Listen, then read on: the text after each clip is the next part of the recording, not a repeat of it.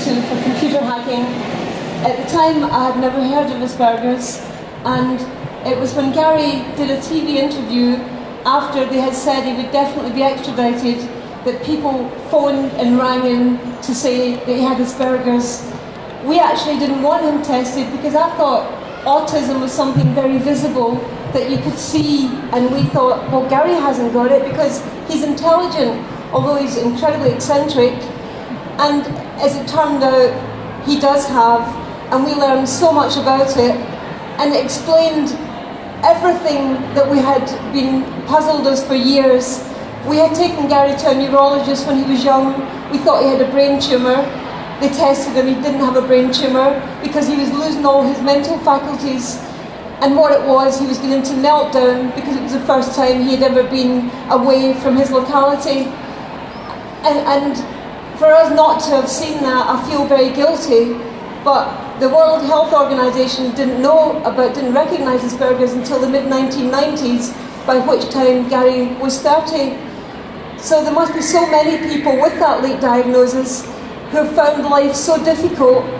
And if it wasn't for the circumstances that were happening around us, it was an amazing relief for Gary to find this out, because it did explain things. He used to sit in his room and he would ask me not to send him out to play because he wanted to do his music or later his computer.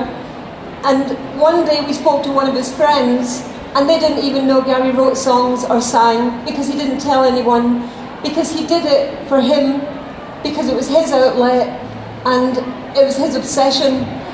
And obsessions can actually be very positive things.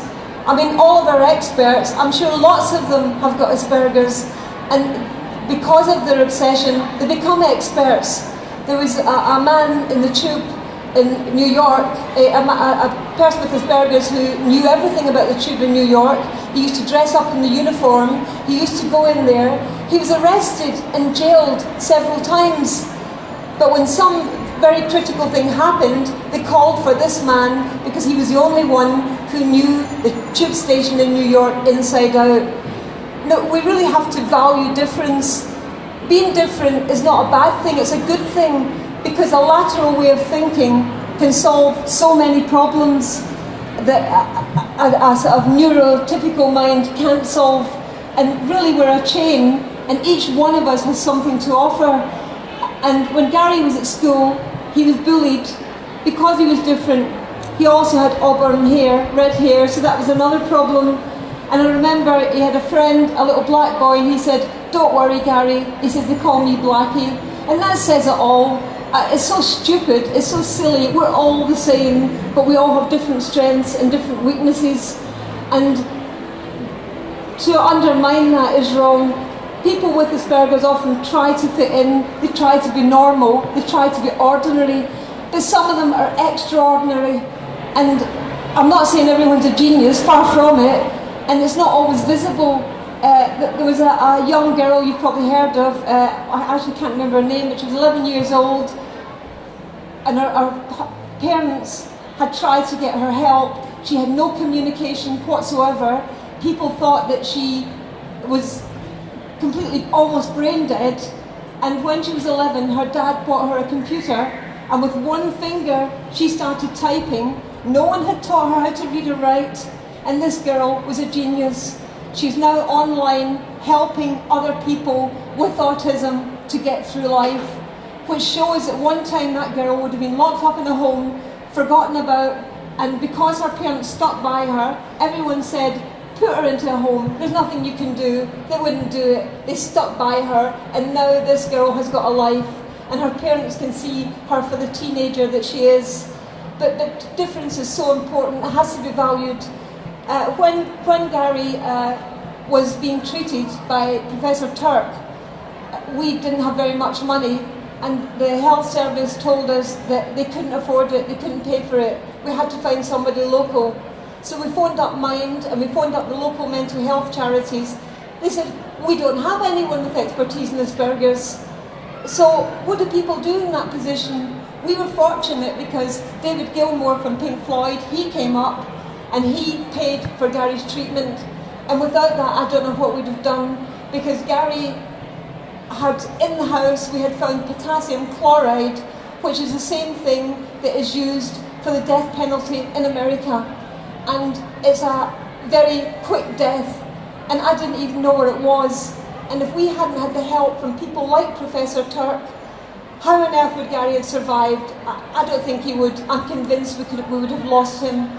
And we were so fortunate that people like Professor Baron Cohen and Dr. Turk and so many others, Richard Mills and Dr. Vermeulen, worked hard and stuck by Gary and made sure that he stayed here, because we very almost lost him several times over. And when he was little, all we saw was eccentricity, and it must be so difficult, because I remember he was about 8 and he bought books on body language, and I said, why are you buying books on body language? And I didn't understand it, because he didn't understand the expressions in people's face, and I feel so guilty about all of it, but I didn't know. And the one good thing that's come out of this is that I now do know about Asperger's, and I do understand that people are locked into, it's almost like living in an alien country where they speak a different language, and I hadn't realised that before. There was a lady who said that the teacher who was talking about the boy whose voice was breaking and it was getting higher and lower, and he didn't understand what was wrong, and they said, well, your voice is breaking, and he stopped speaking because he literally thought his voice was going to break. And these sort of, even now Gary, he had boots where he had laces in the front and a zip on the side, and he couldn't understand that you only need the zip, you don't need the laces. But we need employment for people, people who have this different mindset, people who do think laterally. I mean, in Silicon Valley, they actually employ people with Asperger's, and they give them time out when they need to just opt out completely. They even have beds they can lie on, they have things they can do, but the productivity and the things that they come up with is absolutely amazing. And a German company has now come over here, and they're employing people with Asperger's, and they say it is difficult, and they employ a few people to help them through the tough times, but overall, because they are so obsessive, that the work they get is amazing, and they think overall it's working very well. When Gary was arrested with the high-tech crime unit, he was so naive and so open, and when he called me and told me, Mum, I've been arrested, I told him all his life, if you ever are in trouble, call me and we'll get a lawyer.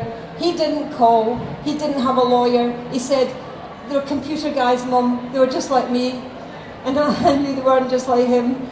And they actually said that they would like someone like him, they might like someone like him to work for him. So he so naively, openly explained everything he'd done to try and help them as much as he possibly could. And all he did is dig himself into a deeper and a deeper hole because he was trying to be helpful. And the thought of sending someone, the high-tech crime unit had said 6 months community service, but once the Americans became involved, the high-tech crime unit were told, stand aside, they were going to prosecute Gary, leave this for America to deal with, and 6 months became 60 years. The people in The Hague who commit war crimes don't get 60 years.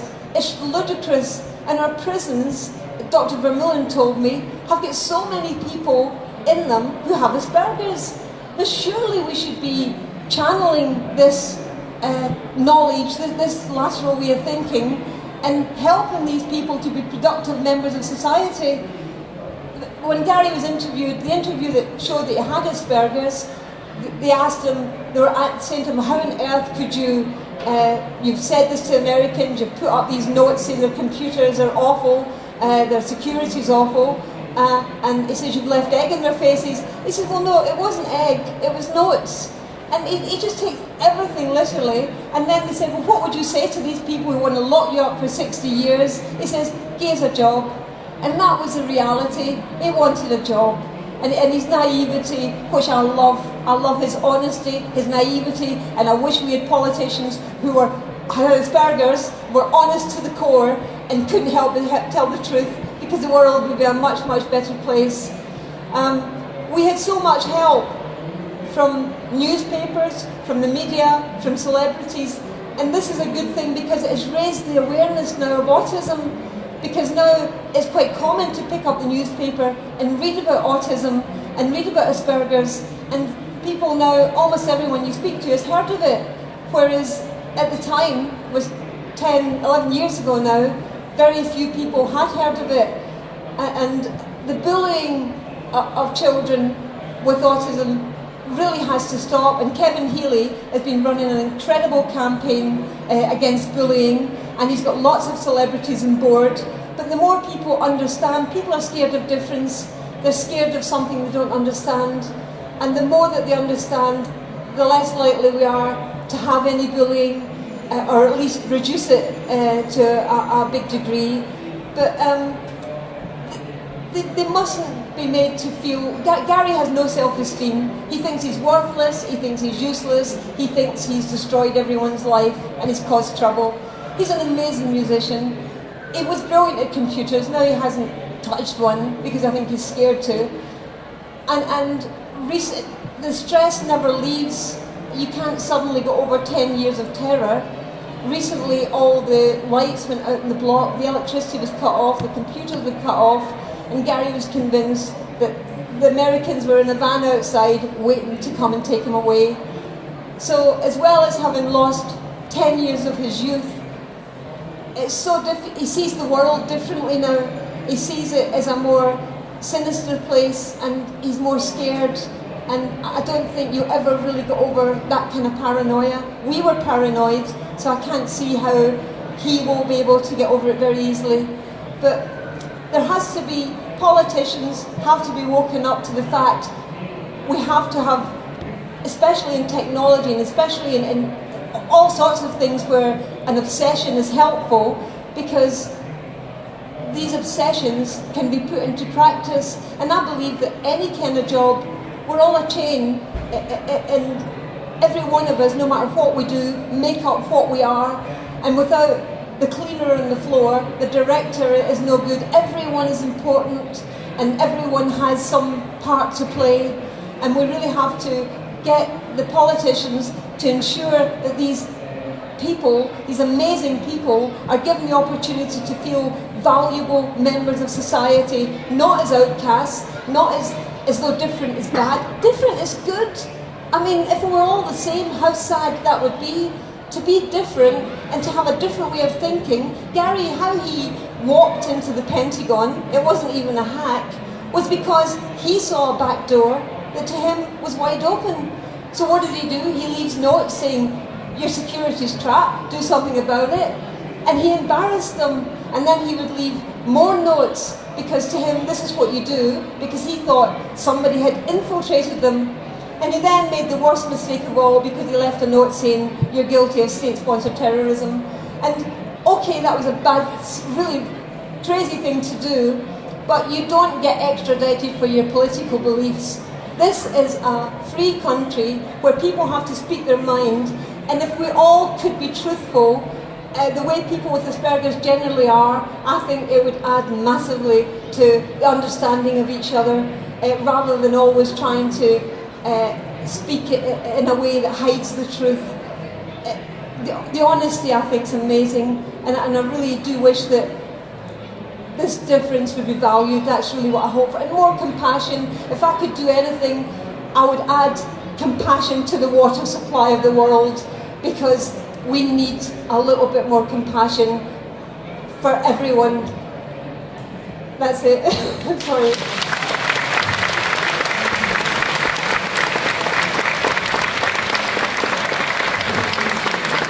If anyone wants to ask any questions.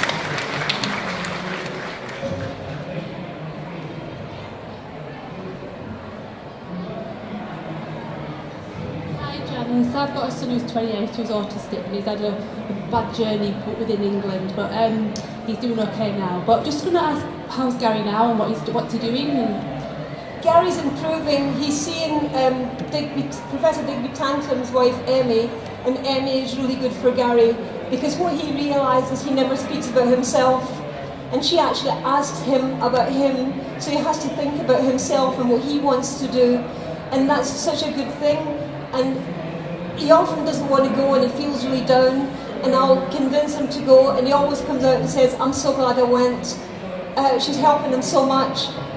And it's taken him time, but he's gradually coming round, but he still sits with the curtains drawn, and he still sits, but he's not got that continual terror.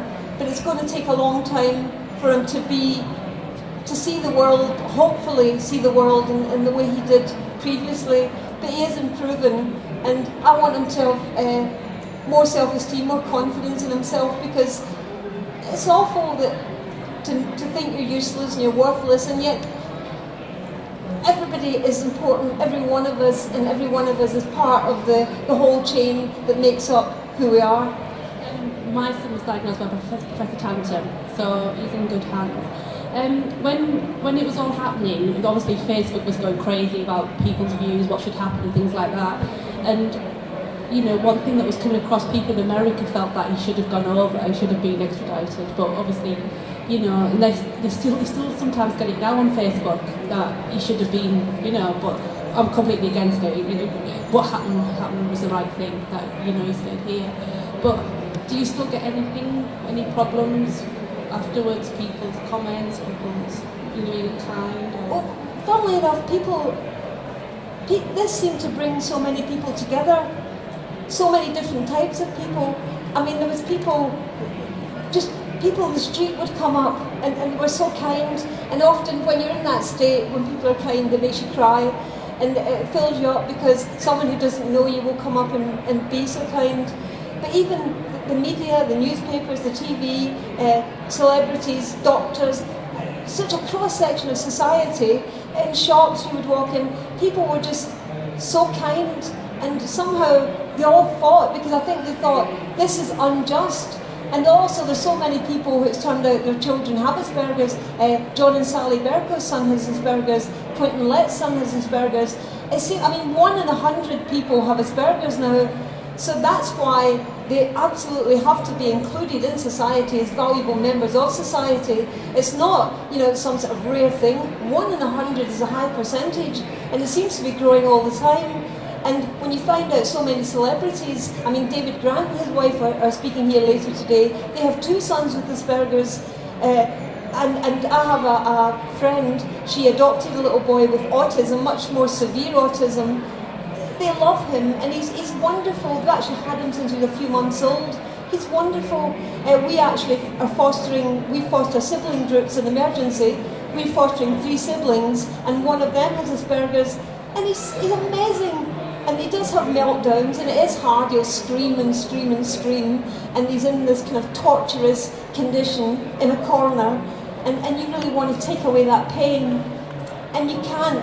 But the more I'm dealing with it, he's learning himself to cut it shorter, and kindness, the response to kindness is what's needed, not chastise, not discipline, kindness, knowing what's going to happen next. Just the logic of it is so important, and the knowing what is happening beyond that moment. And also Gary has a thing where he cuts his mushrooms and they have to be 8, and if someone eats one, he has to start all over again. But all of these things just have to be accepted and as part of who they are. I was just wondering, do you think there's a problem with the way that Asperger's and autism is represented in not just the information media, but also the entertainment media?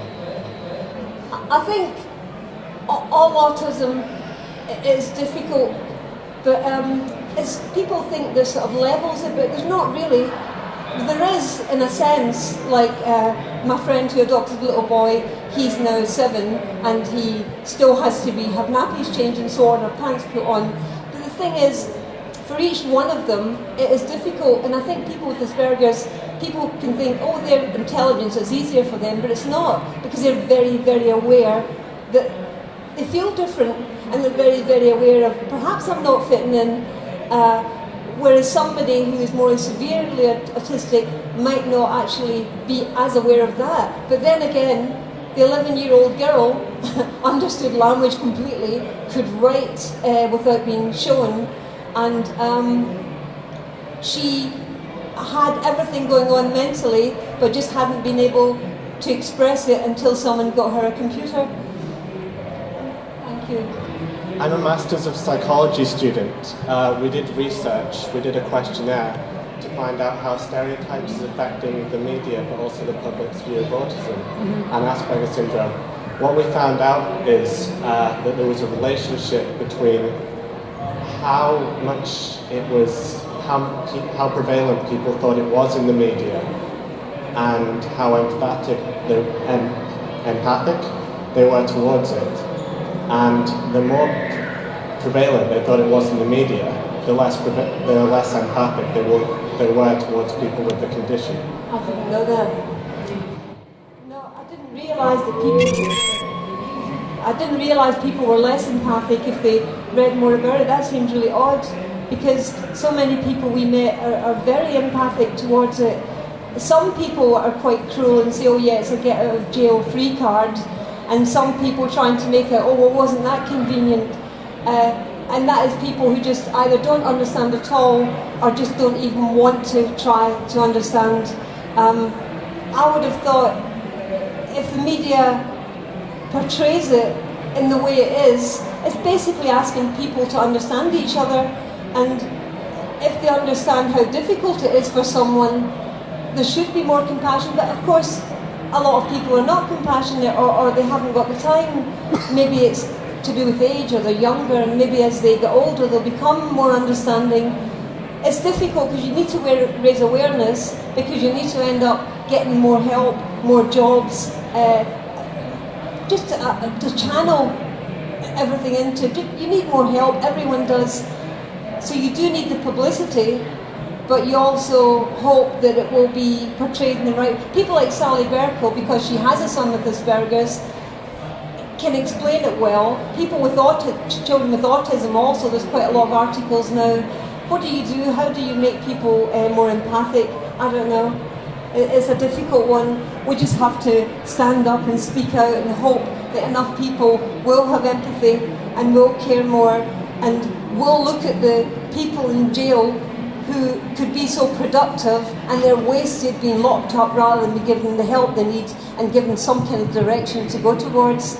I just hope that the publicity helps and doesn't hinder. I didn't know that was the case. Thank you. Sorry. Hiya. I brought my son with us today who's got Asperger's syndrome too. We followed the story quite closely because he's very into computers, and at one point a couple of years ago we did actually hack into a US website, which I think was a government website. We're actually really concerned about it, because as much as I don't want to move him away from the computers and say that it's naughty and he can't use it, I don't really know what to do. To channel his enthusiasm for the gadget, but at the same time I don't want to end up facing what you faced. It is difficult because governments are very contradictory. They employ hackers, both the British and the American government employ hackers, but yet when people have hacked through no malicious reason, they haven't made any money, they haven't sold any secrets, they've done it because they're fascinated by the knowledge, then suddenly it changes and they're sent off to another country and locked up for a long time. So I think the double standards have to change, and the government has to wake up, because if we lock up all our kids or adults who are really good at computers or hacking or whatever, what happens when we have a real threat from a country that really hates us and really wants to blow us to smithereens? Hello, all our hackers are locked up in prison. What kind of sense does that make? It really is, we have to wake up politicians and to stop. They have to stop sort of locking people up, whether it's via computer misuse or whether it's for other misdemeanors or sort of crimes that are not that are related to the problems they have. I really don't know what to say about it, because I understand your fears, because now I would be scared, because the thing is, it could give him a job, it could give him an amazing future, But at the same point, I can understand the terror that what if, you know? And really until society changes or the government changes, it is a concern. I don't really know what to do about that. But to stop them doing something he's good at. I mean, you have this thing in the corner of the room that can take you all over the world, and you can literally actually go and see everywhere now, and you know, and to turn around and say to someone, a child, oh, no, you've not to look at that. I mean, people are explorers, they've always explored, they've always wanted to go beyond the final frontier. To turn around and have that in the room and say, don't look at that, now you must ignore this, how is that going to work? You know, but I don't know what to say really, or what advice to give you. Sorry.